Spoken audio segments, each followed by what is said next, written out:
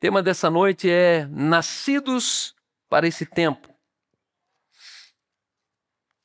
Mateus 25, nós vamos ler juntos. É um texto extenso, mas é um texto que vale a pena ser lido. Se a gente vem na igreja e tem pressa de ler a Bíblia, algo está muito errado, certo? Então, vamos ler sem muita pressa esses 46 versículos, pode ser? Daquele jeito que a gente gosta? Cada um lê um versículo. Aos que estão online, nossos amigos de longe, os que estão em casa, seja bem-vindo também a esse culto, a esse momento presbiteriano, onde nós estamos reunidos no diaconato de tantas cidades aqui, e a gente quer falar sobre Mateus 25, amém? Então, se você está em casa, abre aí no seu celular, como não vai aparecer no microfone, vai acompanhando com a gente aí. Se você perceber um silêncio é porque a gente está lendo a Bíblia aqui no auditório, ok? Quem começa? Alto e bom tom, vamos lá? Então, o reino dos céus será semelhante a 10 virgens que pegaram as suas lâmpadas e saíram para encontrar-se com 8. 5 delas eram insensatas e 5 prudentes. As insensatas. Pode ler. As insensatas pegaram suas candeias, mas não levaram lâmpadas. Mas as prudentes, além das lamparinas, levaram óleo nas vasilhas. O noivo demorou a chegar, e todas ficaram com sono e adormeceram. No meio da noite, alguém gritou: Ele está aqui! O noivo está aqui! Saiam para recebê-lo. Então todas as virgens acordaram e prepararam suas candeias. As insensatas disseram às prudentes: Dê-nos um pouco de óleo, pois as nossas lâmpadas estão se apagando.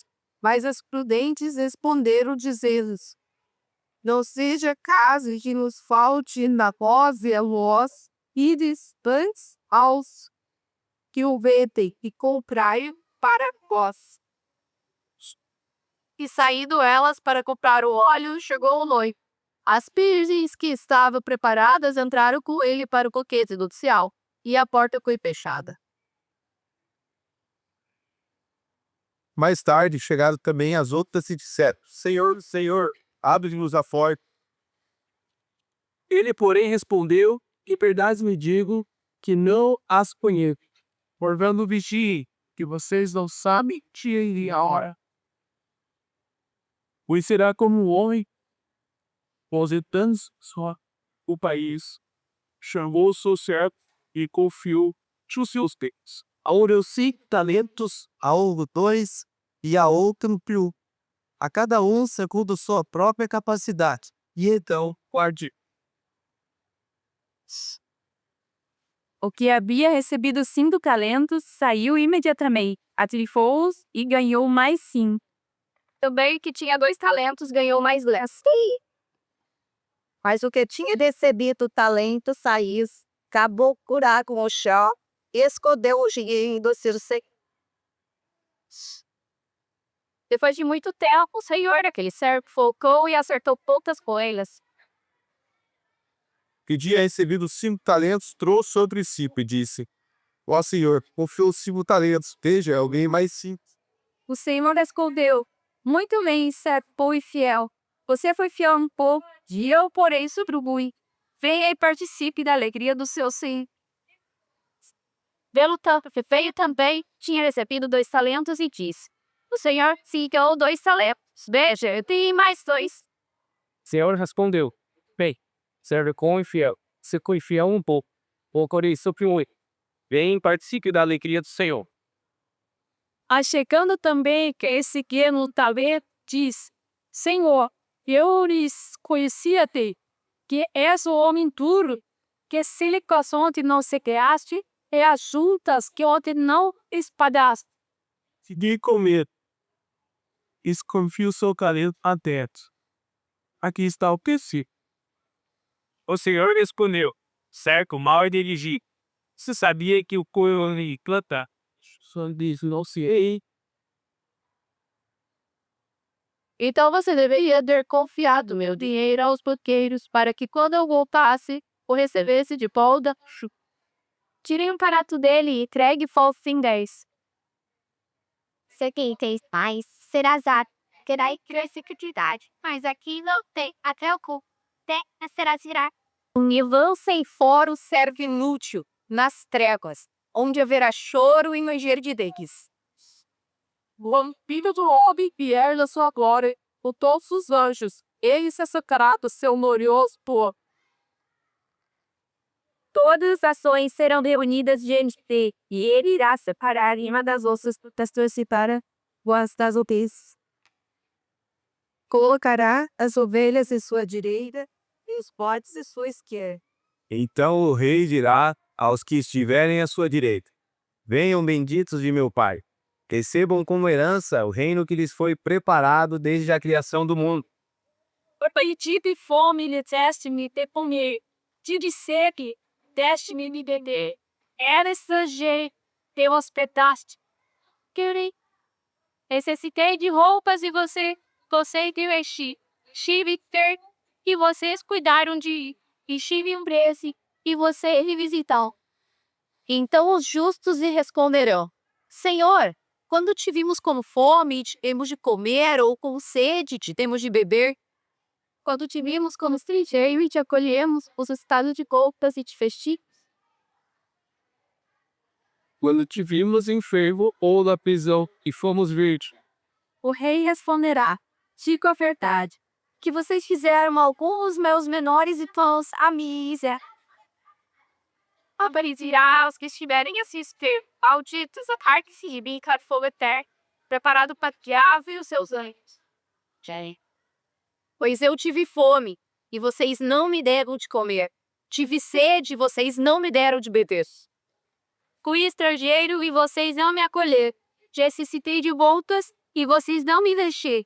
Estive enfermo e preso, e vocês não me visitaram. Eles também responderão: Senhor, quando te vimos com fome, ou sede de estrangeiro necessitar roupas e ter nos sentidos.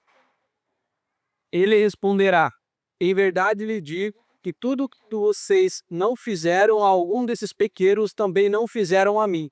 E estes irão para o castigo eterno, porém os justos irão para a vida eterna. Segura sua Bíblia assim. Diz comigo: essa é minha Bíblia. Eu sou o que ela diz que eu sou. Eu posso o que ela diz que eu posso. Eu tenho o que ela diz que eu tenho. Nessa noite, eu estou sendo ensinado na palavra de Deus. Minha mente está alerta. Meu coração está receptivo. Eu estou prestes a receber a indestrutível, a incorruptível, a semente eterna da palavra de Deus. Eu jamais serei o mesmo. Por isso declaro: aleluia. Obrigado, Pai, pela tua palavra. Obrigado, Senhor, porque ela fala conosco, porque ela é um espírito vivo. Obrigado, Senhor, porque a tua palavra é fonte de vitalidade.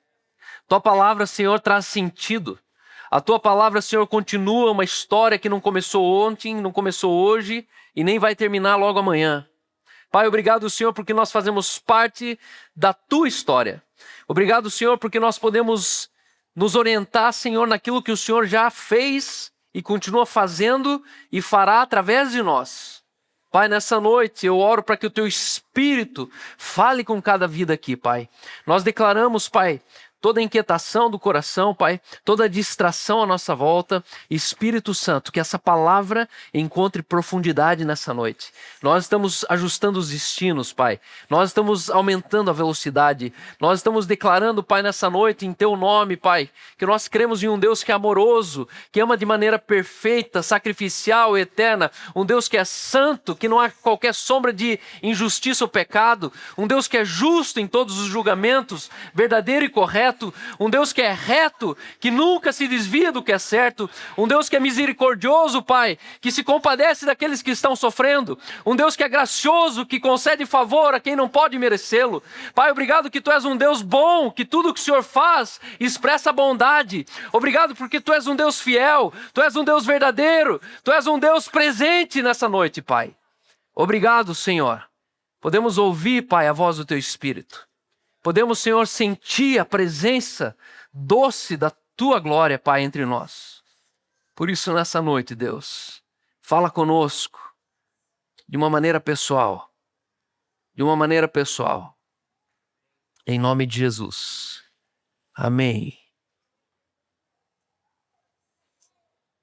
Obrigado, Espírito Santo. Obrigado, Espírito Santo. Essa noite eu podia pregar muitas coisas. E é verdade que eu tenho muita coisa para dizer. Mas existem coisas que você precisa, na verdade, entender. Não como uma aula, mas como um direcionamento de Deus para você. E o valor fundamental se resume em cada dia a mais é um dia a menos.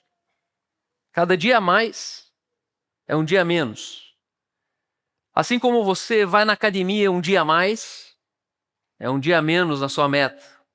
Cada dia que você faz um dia a mais de dieta é um dia a menos na sua performance, na sua obesidade.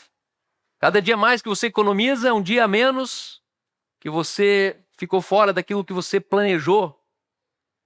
Existe uma lógica no dia a mais que corresponde sempre a um dia a menos. E quando você começa a viver nesses dias a mais, você percebe que a sua vida ela começa a ter uma velocidade onde o teu passado não é mais uma âncora. Onde cada dia a mais vale por 10 dias a menos que você viveu. Nesse texto, Jesus ele fala sobre 3 ensinamentos. E esse texto aqui antecede o sacrifício e a morte de Cristo. Quando Jesus ele morre e ele volta no Pentecostes, ele coloca ali a grande comissão. E uma das coisas que nós pastores falamos é que se você morresse e pudesse voltar para falar uma coisa importante, o que você falaria para a humanidade? E aí a gente sabe que Jesus ele comissionou de fazer discípulos. Mas antes dele morrer e voltar, ele falou a última coisa importante. E essa última coisa importante era justamente Mateus 25. Onde Jesus tenta falar para a gente sobre algo que a humanidade ali não estava entendendo do que se referia. Existem momentos da Escritura onde você vai perceber que o hoje aponta para aquele dia. E normalmente a gente lê a Bíblia assim, a gente lê ela hoje, dizendo, não, mas naquela época, porque aquilo remete a um dia. Só que Mateus 25 é uma exceção de uma escritura que aponta esse dia hoje. Aqueles dias que Jesus estava dizendo, ei, o reino do céu é semelhante a 10 virgens. Que elas foram convidadas para uma festa e as 10 carregaram azeite. E no meio daquela noite, elas adormeceram porque o noivo demorou para chegar. E o azeite, a lamparina ficou acesa. E o texto diz que a lamparina acesa consumiu todo o azeite. Mas a diferença é que no meio da noite, quando a porta se abre, quem tinha mais azeite conseguiu acender a lamparina de novo. E as 5 que não tinham azeite, elas começaram a pedir, me dá azeite, me dá azeite. E essa parábola está dizendo, não, vai comprar azeite. Mas isso parece mal? Pô, você não pode compartilhar azeite? Nós somos o corpo de Cristo. Nós somos irmãos. Nós somos a família de Deus. Nós viemos juntos até aqui, você vai regular azeite? Não, vai comprar. E é uma parábola meio mal, né? Tipo, não, vai comprar. Pô, mas a gente não é brother. Quando, na verdade, Jesus fala assim, então, elas voltam, bate ali, ele abre e fala, não sei quem são vocês, tchau. Aí ele vai para o segundo ensinamento que fala a mesma coisa, só que de um jeito diferente. De um patrão que ia se ausentar do país, ele dá 5 denários para um, 2 denários para outro e 1 denário para o outro. E aí ele fala assim, ó, multiplique isso aqui, viva prudentemente. Tá animado hoje. Viva prudentemente porque eu vou voltar. E aí na primeira história fala de um noivo que ele ia voltar, na segunda história fala de um patrão que ia voltar. E aí Jesus ele termina falando que o patrão voltou. E esse patrão voltou e ele separou as pessoas como as 5 virgens nécias e prudentes, como aquele que mandou bem e o cara que mandou muito mal, e como a ovelha com os bodes.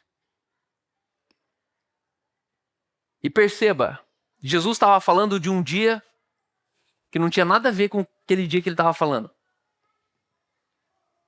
Aquele dia que Jesus falou Mateus 25, não se referia àqueles dias, se referia aos nossos dias. E o tema dessa noite é nascidos para esse tempo. Que tempo? O tempo que Jesus se referia de Mateus 25. Mateus 25, Jesus não está apenas tentando revelar uma data da sua volta, mas ele está basicamente ensinando como nós deveríamos viver enquanto nós esperamos. Vigilantes como virgens prudentes, fiéis como os servos que multiplicaram os talentos e misericordiosos como aqueles que cuidaram dos necessitados. O centro dessa mensagem, dessa noite, é que a maneira como vivemos hoje demonstra se estamos realmente preparados para receber o Rei. E hoje o meu desejo aqui não é comissionar você para a gente fazer mais um evento. Hoje eu queria te dar um sacode para falar assim, ei, nós estamos entre o Senhor que já deu a moeda, entre a virgem que já tem o azeite e a lamparina está acesa, daquele momento que o noivo vai abrir a porta e receber a gente, do momento em que o patrão está voltando, do momento onde o juiz está chegando para dizer, você é para cá, você é para lá, você é para cá, você é para lá. Calma, mas isso parece meio longe demais, já fazem 2000 anos. E eu fico pensando, se já faz 2000 anos, ferrou de vez, porque deve estar mais em cima do que a gente imagina. Se já é 2000 anos, pode ter certeza que Jesus está à porta. Jesus usa então as ovelhas e bodes em Mateus 25, porque seus ouvintes conheciam bem o pastoreio. Durante o dia, ovelhas e bodes podiam andar juntos. Essa ilustração entre as ovelhas e bodes está dizendo que durante o dia, ovelhas e bodes elas caminham junto, mas à noite o pastor frequentemente separa elas. Jesus transforma então essa cena de um cotidiano em uma imagem do julgamento final. Jesus ele dá uma pista como que vai acontecer na segunda vinda de Cristo. As ovelhas colocadas à direita representam aqueles que pertencem ao rei. Elas demonstram uma fé verdadeira por meio de misericórdia. E aí Jesus ele fala, viu? Vocês alimentaram o faminto, acolheram o estrangeiro, vestiram o necessitado, cuidaram dos enfermos, visitaram o órfão, a viúva, o preso. Só que Jesus está dizendo aqui, ei, vocês não são salvos por suas obras. As suas ações que evidenciam uma vida transformada. Porque Jesus dá essa pegadinha aqui. O cara que ele visitou o preso, que ele deu de comer, ele falou, mas quando que eu te dei de comer? Aí ele fala, isso aí. É esse coração que eu estou procurando. Porque eu não pedi para você me dar de comer, você me deu de comer. Eu não pedi para você me visitar e você me visitou. E aí vem o outro e ele diz, ei, mas quando que a gente te viu com fome? Eu não te vi com fome. Pois é, eu estava entre vocês. E você não me deu de beber, você não me deu de comer, você não me percebeu. Você estava distraído. E aí perceba que os bodes colocados à esquerda representam aqueles que não reconhecem Cristo e nem serviram a Cristo no próximo. O problema então não é terem cometido algum crime extraordinário, mas o problema dos bodes são aqueles que têm uma vida marcada pela indiferença, uma vida marcada pela omissão. Bodes não são homens maus. Entenda, o julgamento final não vai ser para julgar quem é bom e quem é mau. Não! O julgamento final vai ser para julgar quem estava prudente de quem estava distraído. E hoje, meu desejo é falar assim, ei, compra mais azeite, antes que a porta abra. Reconheça mais quem está com vontade de comer. Visite mais o preso. Socorra mais o estrangeiro. Tudo isso para ir para o céu, Cal? Não, tudo isso para você revelar o Cristo que está em você.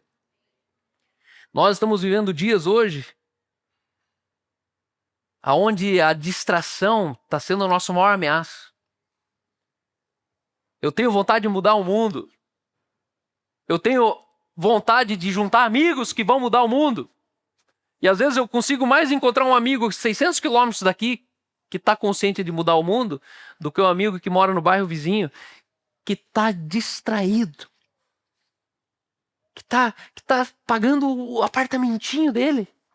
Que está preocupado se ele vai conseguir entrar na sociedade da empresa. Sabe, um amigo que é mão para a boca? Ele vive da mão para a boca. Ele a vida inteira corre atrás da riqueza e ele continua pobre. E eu olho do lado e falo, cara, mas não deu certo ainda. Já passou 20 anos. Porque 20 anos atrás você falou, não, eu preciso dar foco na minha carreira. Eu preciso construir meu patrimônio. Aí 20 anos depois eu olho e ele está mais pobre que eu. Falo, cara, imagina se eu trabalhasse. Porque na cabeça deles eu não trabalho. Só sou pastor. Só que entenda, a tua renda não vem do trabalho, a tua renda vem da multiplicação daquilo que Deus pôs na tua vida. Esse texto está dizendo que Deus ele já deu para a gente aquilo que a gente precisa multiplicar. E 5 pode fazer mais 5, 2 pode fazer 2, e 1 que está tentando safer. Ele é poupador. A Bíblia chama ele de arregão. Ele é o pior tipo de gente que tem. Conhece o arregão? Conhece o poupador? Conhece o irmão que ele vive guardando as coisas? Esse texto está sugerindo aí, coloca no risco. Deus te deu moedas, multiplica essas moedas. Não, mas você é um senhor muito severo e eu sabia que você ia voltar. E se eu perdesse essa moeda, ele falou, mas quem disse que eu queria essa moeda de volta? E aí esse texto ele me chama a atenção porque o servo, aquele que não tem, até o que não tem vai ser tirado. E o que vai ser tirado de quem não tem vai ser depositado para onde? Para quem está colocando tudo em risco e vivendo displicentemente. O padrão de Cristo para você viver até a volta de Cristo é você viver no risco. É você pegar 5 moedas e meter as 5 para multiplicar mais 5. É você pegar o que você tem no corpo e vestir o irmão com misericórdia. É você compartilhar a tua casa. Mas Jesus, eu vou ficar sem. E meus filhos? E a faculdade dos meus filhos? Meu irmão, pode ficar tranquilo. Que os teus filhos, Deus ele está na conta de Deus. Tua casa está na conta de Deus. Teu patrimônio está na conta de Deus. O detalhe mais forte é que ambos perguntam, quando que te vimos? E isso mostra que os justos serviram sem fazer cálculos para receberem recompensa. Mostra que os injustos provavelmente teriam ajudado se soubesse que era Jesus, que eles são interesseiros. E Cristo se identifica profundamente com os pequeninos. Ele diz, ei, quando você faz a um desses, a mim fizeste. Jesus, ele tem um inventário. Tudo que você faz, ele toma nota dizendo, ei, deixa comigo. Eu vi o que você fez. Eu vi o que você fez. Você precisa começar a entender que do povo você veio, do povo você voltará. E que você nasceu sem nada. E que se você morrer sem nada, tá tudo bem. Ninguém pode servir a Deus, nem as riquezas. E o maior competidor do reino de Deus está sendo as riquezas na nossa vida. Porque eu vejo muitos irmãos performando na riqueza. E continuam pobres. Os mais lascados, eles estão mais focados. Eu falo, cara, mas você está tão focado, por que você continua pobre? Continua devendo, continua pedindo pra gente pagar a vaquinha quando vai comer na casa dele. Pô, você não tá focado? Não tá dando certo o trabalho? Só que você precisa entender que Salomão, ele diz, aos pecadores, Deus imputa trabalho para que eles trabalhem, ajuntem e amontoem, a fim de dar para aqueles que agradam a Deus. Se você vive no reino de Deus, já conte com uma transferência de riqueza que vai ser debitada na sua conta. Se você vive no reino de Deus, se você se identifica com essa virgem prudente, se você é ovelha, se você é aquele que recebeu 5 moedas e está colocando no máximo, eu vou fazer essas 5, gastar até o fim. Pode ter certeza que ele tira do ímpio e debita no justo. Só que não é hoje. Não é quando você quer fazer uma viagem. Não é quando você precisa trocar de carro. Isso é a radicalidade da minha vida, porque eu entendi o seguinte.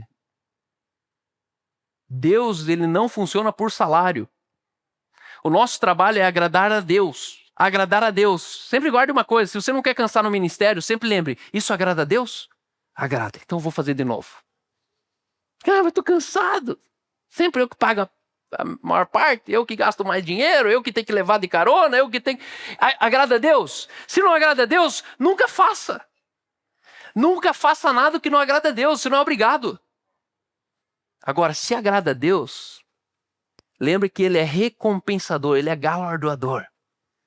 E sabe o que é radical nisso? Que Deus, ele não funciona por salário. Porque salário é fruto do capitalismo, e Deus não é capitalista. No capitalismo, você compra e vende. E no capitalismo, se você trabalha, você tem a paga do trabalho. Só que todo salário, ele é justo. E Deus não opera nessa justiça. Porque Deus, ele trabalha por recompensa. E sabe o que é recompensa? Toda recompensa é injusta. Eu volto a repetir isso que eu falei dias atrás aqui para vocês. Preciso lembrar vocês disso. Recompensa significa que você ganha muito além do que você imaginou. E as pessoas olham do lado e falam, pô, mas isso é injusto. Você fala assim, mas Deus, ele é recompensador. Você perde um gatinho. Aí tá escrito no poste lá, recompensa de R$1.000. Um gato vale R$1.000. Por quê? Porque a recompensa é injusta. Toda recompensa é injusta. E aí o cara que vive por salário, ele fica brabo com você. Pô, você é rabudo mesmo, hein? Aí você fala, não, cara, eu só tô operando em outra proposta, eu estou em outra frequência, eu estou em outro interesse, eu estou com uma lamparina mais atento com a porta do que atento com a minha vida. E hoje o meu objetivo aqui é falar assim, viu? Não deixe faltar azeite. Não ignore quem você pode ajudar sendo Cristo na tua casa. Porque lembre, você não é para ajudar o mundo, você é para ajudar o próximo. E o próximo é meia dúzia de gente. O dia que você entender isso, você relaxa com os mendigos que você acha na rua. Porque o mendigo da rua não é teu próximo. Teu próximo, entre você e o mendigo, tem um monte de outras pessoas que você devia estar socorrendo. Se compadecendo com misericórdia. Essa comparação não ensina que as ovelhas sejam boas por natureza e os bodes mal por natureza. Essa imagem, ela enfatiza 3 verdades. Hoje as pessoas parecem misturadas. Cristo conhece quem realmente lhe pertence e na sua volta haverá uma separação definitiva. As ovelhas representam uma fé que se torna misericórdia.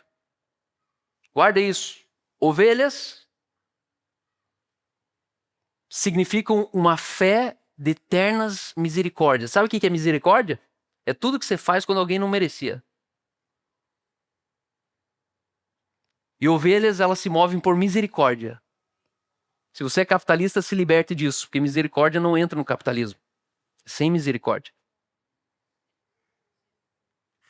Segundo lugar, os bodes representam uma religiosidade. Não é um homem mau, é o religioso. Se ele soubesse que dava lucro, ele teria feito isso. Por interesse ele se move.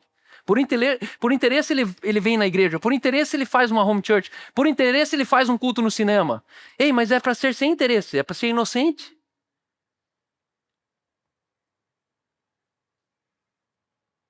Os bodes representam uma religiosidade ou uma existência que permanece indiferente. Conhece alguém assim? O julgamento revela não apenas aquilo que alguém dizia acreditar, mas que essa pessoa realmente se tornou. Agora no versículo 32, que é o texto áureo dessa noite, o texto diz assim: todas as nações serão reunidas diante dele. Todas as nações. Todas as nações. Toda a humanidade será reunido diante dele. E eu acredito que obviamente sejam os que ainda restam vivos. E ele separará as pessoas umas das outras, assim como um pastor separa a ovelha dos cabritos. Esse dia pode ser amanhã. Esse dia pode ser daqui 3 dias. Entenda, cada dia a mais é um dia a menos. Vivemos um momento em que nossas vidas podem fazer uma diferença real no destino das pessoas, de cidades e de nações. E eu e você, nós não nascemos por acaso. Nós nascemos para essa hora. Você podia ter na conta de Deus nascido no tempo de Noé. Por que isso não nasceu? Porque Deus tinha um plano para você agora. Deus conta com você vivo hoje. Deus deseja colocar planos que Ele tem em ação através de mim e de você agora. Como, Cal? Não sei. Mas uma coisa eu sei. Enche de azeite, carrega as botijas e, olha para frente falando: noivo, tá pronto? Tá chegando? Existem 3 alertas embutidos nesse contexto que Jesus ele coloca antes de ser crucificado. Primeiro alerta nessa noite: a ordem de discipular nações, ela é literal. Ela não é figurativa. Não é panfletar Jesus. Não é falar assim: viu que Jesus agora existe? Faz uma oraçãozinha que você vai ser salvo. Não. O texto ele diz: não nos ordenou que apenas fizéssemos convertidos individuais. Ele nos diz para discipular nações. Isso fala sobre transformar países, transformar culturas, transformar aldeias, transformar vilarejos. Isso significa levar valores, verdade, justiça, misericórdia, sabedoria de um reino que ele encampa qualquer cultura. Um reino que cabe em qualquer cultura. A ordem pode parecer meio impossível, mas vem como o respaldo do céu. E eu e você, a gente precisa crer que Deus nunca dá uma missão sem também liberar a graça necessária para cumpri-la. Se existe um momento da história onde a igreja está munida de todos os recursos suficientes para que a grande comissão ela seja executada, é o nosso tempo agora. É ilimitado. Nós não temos mais problema de dinheiro. Nós não temos mais problema de comunicação. Nós não temos mais problemas de deslocamento. Nós não temos mais problemas de falta de conhecimento. Nós temos tudo para discipular nações. E a verdade é que a gente está dormindo até que a porta abra. Quando na verdade a gente precisa entender que a gente nasceu para esse tempo. Nós nascemos para esse tempo. Você nasceu para esse tempo. E esse tempo é o tempo que Jesus estava falando de hoje. Cuidado, que vai chegar um tempo desse patrão que vai voltar. Desse noivo que vai voltar. Desse fazendeiro que vai separar na calada da noite as ovelhas dos cabritos, porque eles não dormem juntos. Segundo alerta nessa noite: o silêncio pode nos custar toda a nossa missão. Há momentos em que o silêncio não é humildade, o silêncio é desobediência. Nós não desobedecemos a Deus, nós apenas o silenciamos. Faz de conta que não foi com você. Como lá em casa, quando eu falo para as crianças: ei, ajunta os brinquedos, organiza a sala. Eles não desobedecem. Só que eles não ouvem. Na verdade, eles escutaram, mas não ouviram. Porque quando eles ouvem, eles começam a arrumar. Mas quando eles só escutam, eles fazem de conta que eu não pedi nada. Aí eu vou pro quarto, pego um calçador de sapato que eu tenho com uma régua de 30 centímetros de aço e volto sem falar uma coisa. Eu só ando pela casa com aquilo na mão. Eles já... Taylor, ajuda aqui, Taylor. Aí eles escutam o que eu não disse. É mágico. Quando a igreja se recusa a falar, Quando a igreja se recusa a agir, servir, liderar e revelar os propósitos de Deus, comunidades inteiras podem perder a oportunidade de experimentar aquilo que o Espírito Santo tem para derramar nesse tempo. O nosso silêncio é desobediência. Ei, a gente não é fazer nada que seja muito fora do alcance. Deus falou assim, vão e façam discípulos de todas as nações, discipulem as nações. Nós não devemos esconder a nossa fé e enterrar os nossos dons e nos retirar da sociedade. Nós somos comissionados para representar o rei dentro da sociedade. E quando você está em um culto como esse, quando você está ministrando crianças, quando a sua casa está aberta, quando você está com o shopping center aberto, recebendo as pessoas no domingo, entenda que você está tirando a missão do papel e dizendo, Senhor, eu estou acordado. Eu estou com a lamparina, eu estou com azeite na lamparina, eu estou pegando 5 moedas e fazendo elas dar mais 5. Porque é o seguinte, a gente tem um dilema. Na religião, eles ficavam te martelando que você tinha que ir para a África. Que você tinha que ir para a Amazônia, para a Amazônia, os ribeirinhos. E você ficava assim, putz, eu não consigo ser missionário, mas para ser missionário tem que virar aquele índio ali.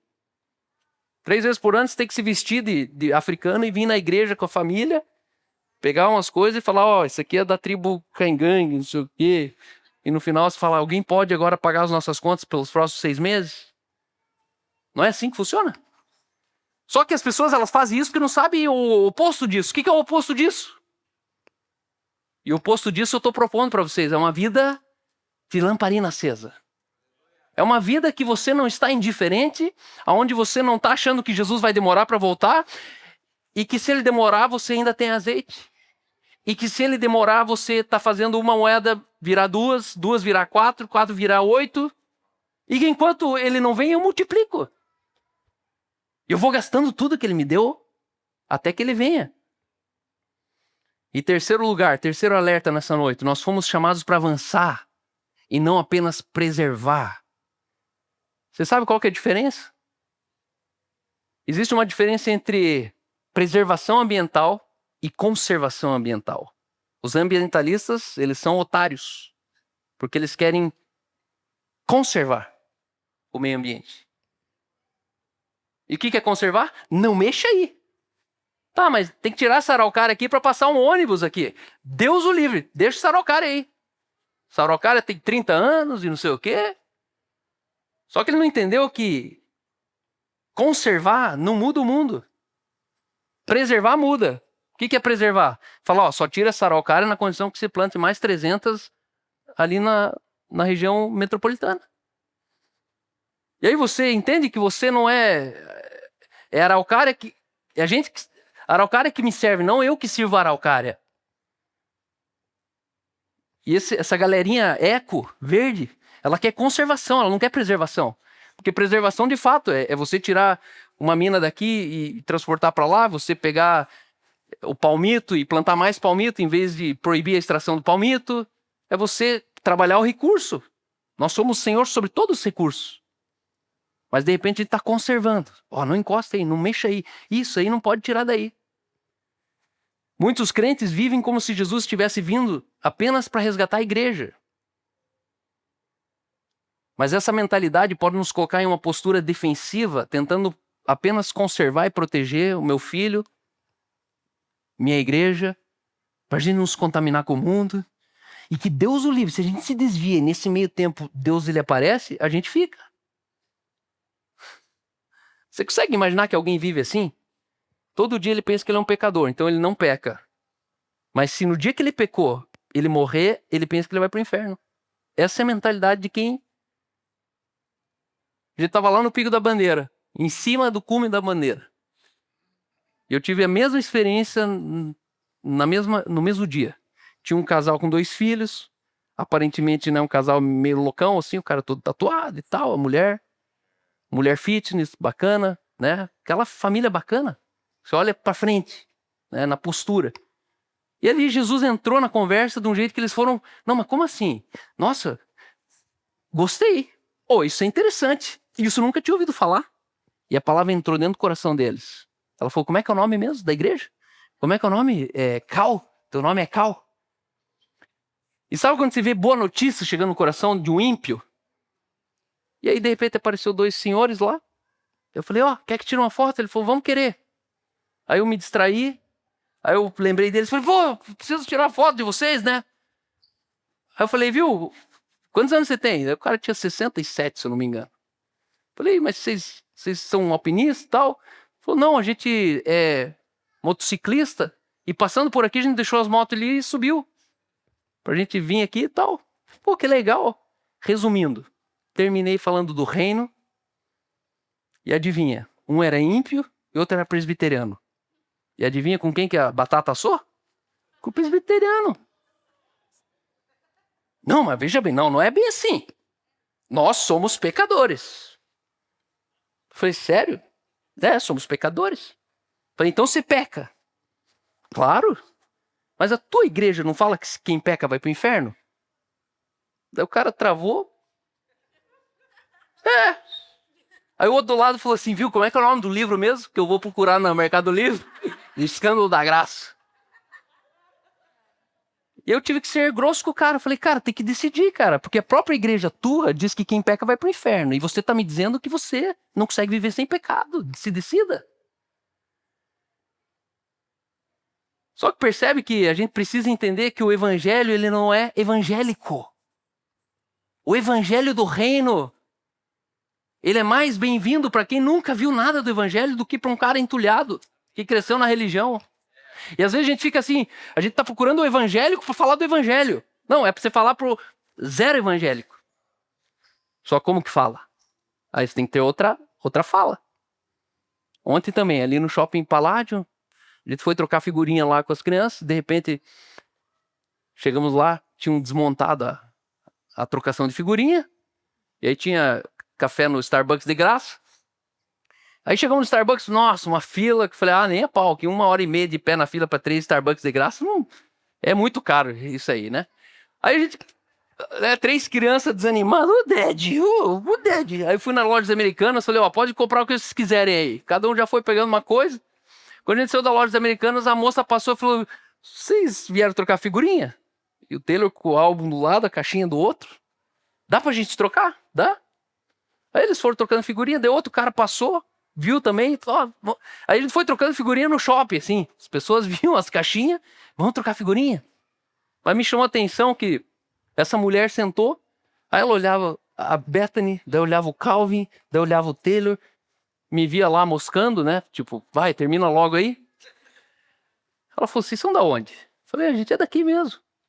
Mas vocês são de alguma igreja? Eu falei, pô, da onde que ela identificou que a gente é de uma igreja? Eu falei, bem, na verdade, eu sou pastor de uma igreja. Hã? 10.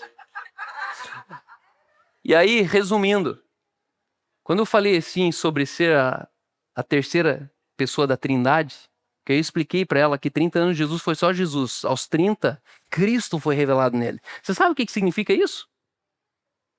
Hoje eu vou contar uma boa notícia para você. Já preguei isso aqui ou não? Já, né? Mas 30 anos Jesus foi só Jesus. Era tipo eu e você, assim. Que você pensa que nunca tá bom, sabe? Quando você fala, pô, eu devia estar curando mais enfermo, eu devia estar multiplicando mais, né? Pô, todo mundo faz uma cura e eu ainda nada. Só que você consegue imaginar que 30 anos Jesus não fez nada? E às vezes você acha que você está atrasado. 30 anos ele era só lá de Nazaré. Jesus lá do Boqueirão. Lá de Cariacica. Não, daí não é tanto também, né? Não é pra tanto também, né? É brincadeira. Tô denegrindo aí, mas... Já percebeu que aqui tu não vê da periferia? A maioria, né? Eu gosto disso. Que a gente é a prova que o evangelho, ele não deixa ninguém na periferia. Cariacica. Esse lugar feio, rapaz. Cariacica, guarda isso. Eu falo, vamos para Cariacica? Eu falo, acho que não. Brincadeira. Cedinha. Você era a melhor coisa da Cariacica, era você. E aí Jesus, 30 anos, ele ficou só Jesus. E do nada, eu quero declarar que na tua vida vai ter esse dia, do nada, Cristo foi revelado nele. E Cristo era o sêmen de Deus em Maria. Porque Jesus era o filho de Maria, mas Cristo só pode ser filho de Deus. Cristo significa ungido, o enviado. O enviado de quem? De Deus. E aí Cristo é revelado e Jesus sempre está assim, não fala, não fala, não fala. E aqui que fechou a conta o dia que eu tive o escândalo da graça. Que aí Paulo depois cai a ficha que nenhum dos apóstolos entendeu. Ele fala, ei, o mistério que estava oculto por séculos, séculos, séculos, agora nos foi revelado. Isso é Cristo em nós. É a esperança da glória de Deus. Não é Cristo com nós. Porque até a cruz, Cristo podia andar com nós, mas não em nós. E agora você precisa entender que o sêmen de Deus, que estava em Maria, é o mesmo sêmen de Deus que está naquele que nasce de novo todo domingo lá no cinema. Nascer do Espírito é literal, só que ele é imaterial, tanto quanto Maria foi engravidada por uma não matéria. Só que você consegue entender que Maria foi grávida de Deus, mas você não consegue crer que você nasceu do Espírito. Porque você quer material, você quer pegar. E o dia que eu entendi que Cristo está em mim, eu descobri que nós somos a terceira pessoa da Trindade. Porque existe o Deus Pai, o Deus Espírito, e Ele te chama de Deus Filho. Ele te chama de Deus Filho. Você precisa começar a se posicionar como um Deus Filho. E Jesus, ele desbanca a religião quando ele fala, ei, mostra-nos o Pai, você fala tanto de Deus aí. Aí ele pega e faz assim, ó. Olha para mim. E enquanto a gente achar que Jesus é Jesus e a gente não é ninguém, o evangelho não vai funcionar.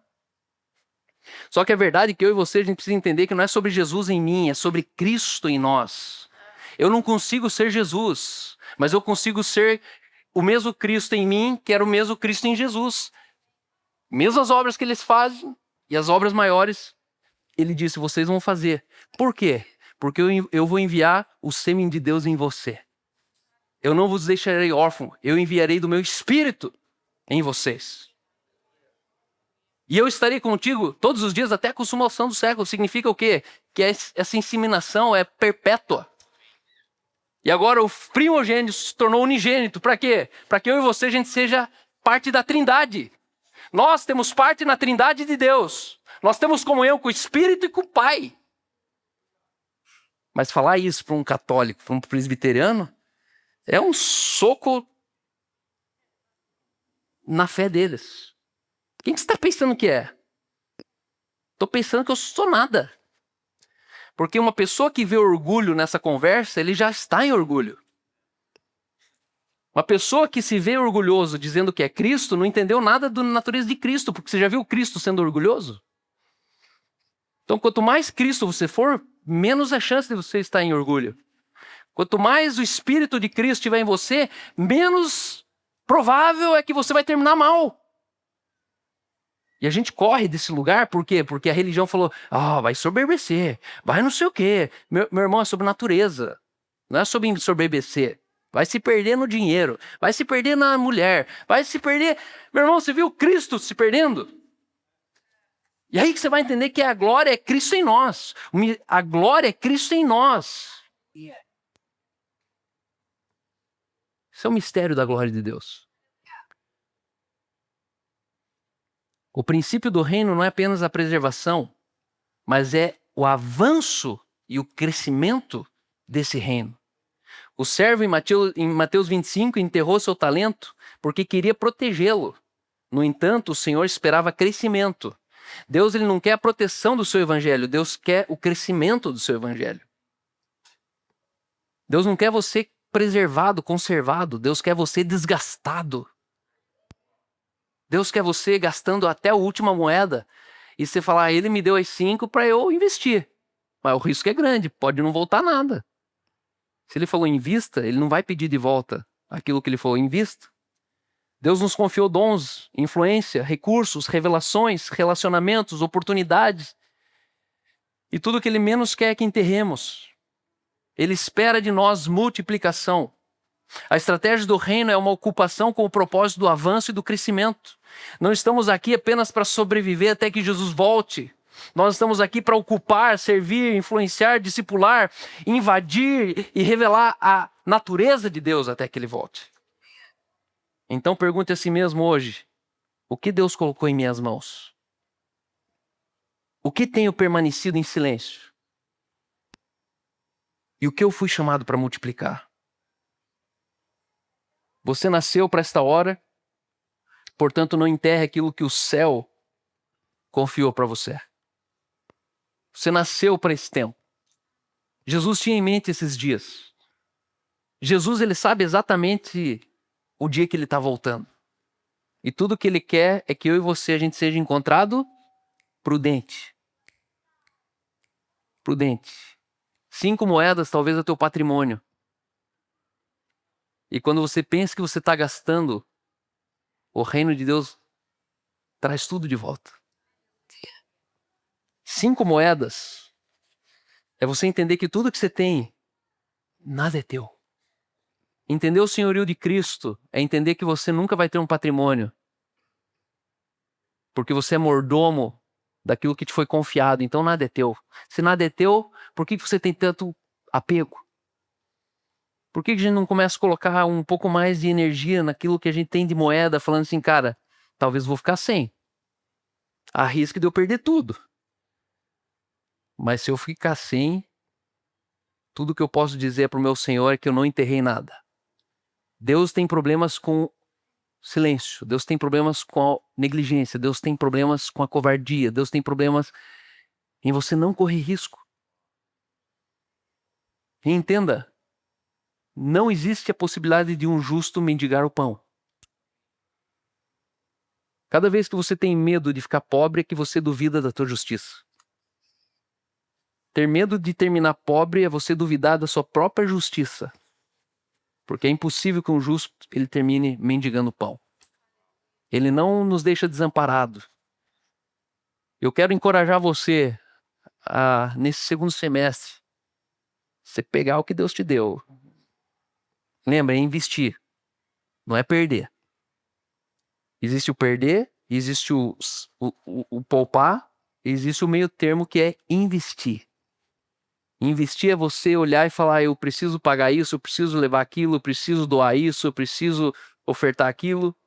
Eu não estou falando para mim, não estou falando para a igreja, estou falando para alguém, estou falando para você, para a tua comunidade, para o teu ecossistema pessoal. Que você viva uma vida cortando giro, que você viva metendo louco, entendendo que o que importa é Jesus abrindo a porta falando, vinde benditos do meu Pai. E o dia que ele abrir a porta, você não está mais preocupado com o azeite, com a lamparina, você não está preocupado com nada. O dia que Jesus voltar, você não está mais preocupado com o teu patrimônio, com a tua carreira, com o teu emprego, com a escola particular dos teus filhos, com o passaporte, com o visto, com não sei o quê. Tudo isso é legítimo, desde que você esteja com azeite na botija.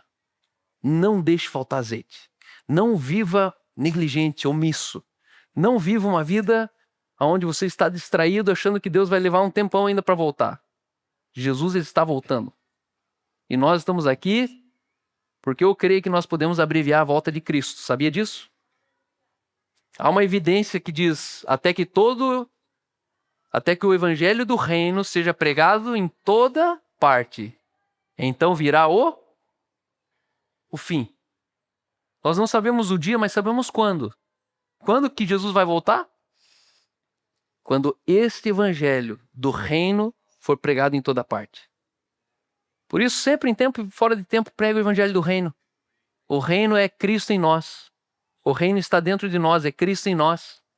Reino é revelação de uma consciência que vai embora. Como aquela moça lá no shopping Paládio ontem. E no final ela terminou me ouvindo. E ela olhou para mim, sorriu e falou assim, e eu posso ir na sua igreja domingo? Aí ela pegou e contou, falou assim, você acredita que essa semana eu fui no meu pastor e falei, pastor, vai ter um evento de mulheres não sei aonde? Posso ir lá? Ele falou, não, vocês estão proibidos de ir em outro evento em outra igreja. Aí ela abriu o jogo, né? Porque daí ela viu que o ambiente era seguro. Aí ela falou, Eu não sei de onde meu pastor tirou aquilo. Ele ainda olhou para mim e falou assim, como é que vocês ficam sabendo desses eventos aí? Então eu falei, pastor, a gente tem amigas, eu sou cabeleireira. Mas percebe que há uma mentalidade de império que estão manipulando os nossos irmãos dentro do reino.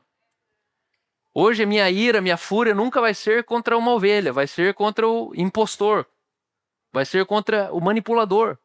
Porque a verdade é que todas as igrejas que a gente está vendo, elas estão no reino. Só a diferença é que tem uma cerquinha em volta e um imperador falando, ei, escute eu, escute eu. Não, mas e Jesus? Não, pastor, que sou eu. Então elas estão no reino. Onde elas estão pisando, aqui é o reino. Só que quem elas estão se orientando é por uma mentalidade de império. É uma facção dentro do reino de Deus. E a gente não vai combater eles. Porque não precisa. A gente só precisa anunciar o reino. E ontem aquela mulher teve os olhos descortinados pro reino, eu não precisei falar nada do pastor dela. Pai, obrigado por essa noite, Pai. Obrigado que nós queremos nessa noite nos levantar novamente. Se tem alguém aqui dormindo com pouco azeite na vasilha, Pai. Aleluia. Nós não queremos olhar para ninguém depois e dizer, ei, vai comprar. Nós não queremos, Senhor, ser aqueles que são negligentes, omissos pelo silêncio, mas que o nosso coração ele se perceba, Deus, todos os dias, olhando para a porta, dizendo, ei, o noivo está voltando. O Senhor da Seara está voltando. E Ele vai pedir contas. Não daquilo que não cabe a Ele.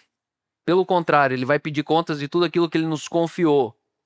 Ele nos confiou nações, Ele nos confiou países, cidades, Ele nos confiou famílias, Ele nos confiou sistemas, Ele nos confiou o poder de nós invadirmos o presente século com uma mensagem que transforma e popula a eternidade com os filhos de Deus. Que a gente olhe para essa cidade, Pai, enxergando nela os filhos de Deus. Porque se o Senhor não fosse pai deles, o Senhor não estaria preocupado com a salvação deles. Mas a verdade é que eles já são filhos de Deus. Mas eles precisam herdar a vida eterna. Que a revelação do reino seja ativada em cada pessoa que passa por nosso caminho. Que os nossos cultos no cinema, Senhor, eles sejam cruzadas evangelísticas, Pai, que anunciam o reino incansavelmente nessa cidade. E que quando a gente está de férias, quando a gente está comprando, vendendo, dormindo, acordando, saindo, entrando, a gente não tenha uma dor na consciência, nenhuma culpa sobre nós. Porque nós estamos vivendo, Senhor, a grande comissão, literalmente, Pai. Certos de que quando o Senhor abrir a porta, as primeiras pessoas que o Senhor vai encontrar somos nós. Aqueles que estão dizendo, eis-me aqui. Eu estava lá. Eu fiz. Aqui está 5 moedas que viraram 10. Aqui estão 2 moedas que viraram 4. Aqui está a lamparina que não se apagou. Aqui está, Senhor, aquele que já sabia que talvez podia tardar, mas que o azeite não podia faltar. Nós fomos nascidos para essa hora. Eu oro pelas igrejas representadas. Pai, o Senhor nos levantou como influência nesse país. Envia recursos para as igrejas estabelecidas em 12 cidades. Fortalece as mãos e os braços dos pastores. Que a mensagem do reino seja a principal pauta dessas reuniões. Que eles se orientem, Pai, pelo céu, mais do que a terra. Que eles não se confundam com as virgens nécias. Que eles não se distraiam. Que eles não se percam, Pai, tentando fazer uma igreja que não passa da terra. Mas que eles estabeleçam o reino na cidade. Que as nossas igrejas sejam verdadeiras embaixadas, Pai. Onde quem está sentado aqui dentro fala mais sobre a igreja que nós somos do que pelo tamanho do telão ou o menu de programações que nós temos aqui, Pai. Ilumina os olhos do entendimento nessa noite. E que cada um aqui saia dessa noite, Pai, convicto que foi para esse tempo que o Senhor nos chamou para viver. Nascemos para essa hora. Conta conosco, Espírito Santo. Conta com as nossas finanças. Conta com as nossas casas. Conta com os nossos carros. Conta com os nossos voos. Conta, Senhor, com as empresas que o Senhor está colocando nas mãos de tantas pessoas aqui. Pai, conta com os nossos recursos. Nós vamos viver, Senhor, para Ti. Não apenas contigo, mas para Ti, Pai. Somos Teus. Estamos prontos, Pai. Em nome de Jesus. Amém. Amém e amém. Obrigado.